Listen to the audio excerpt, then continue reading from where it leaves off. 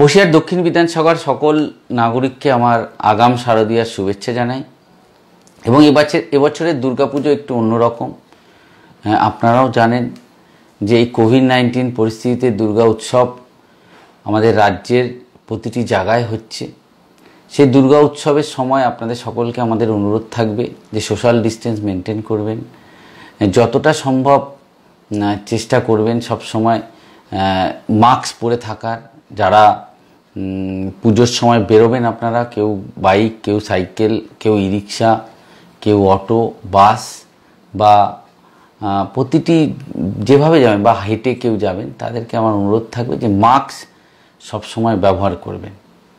এবং তার সাথে সাথে বসিরহাট দক্ষিণ বিধানসভায় আমরা বিশেষ করে টাকি পৌরসভা, বসিরহাট পৌরসভায় আমাদের প্রচুর দুর্গাপূজা হয় এবং আমাদের 7টি গ্রাম পঞ্চায়েতেও দুর্গা উৎসব হয়।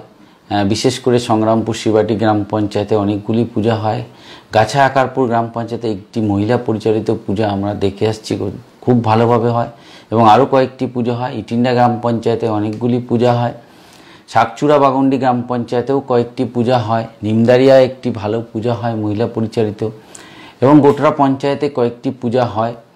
এছাড়াও পিফা গ্রাম পঞ্চায়েতে অনেকগুলি পূজা হয়। একটি পূজা পিফা গ্রাম পঞ্চায়েতে অনেক দিনের পুরানো পূজা।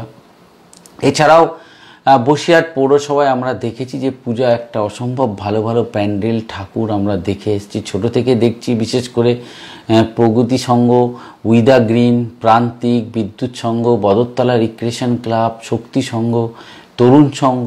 এবং আমরা দেখেছি প্যান্ডেলের সাথে সাথে খুব সুন্দর সুন্দর ঠাকুর হয়। বিশেষ করে স্মৃতি সংঘ, মুন ক্লাব, দেবদূত সংঘ, যুবক সংঘ, বাজারপাড়া আমরা দেখেছি। এছাড়াও টাকি পৌরসভার কয়েকটি পুজো আছে। বিশেষ করে টাকি রাজবাড়ির পূজা অনেক দিনকার পুরানো।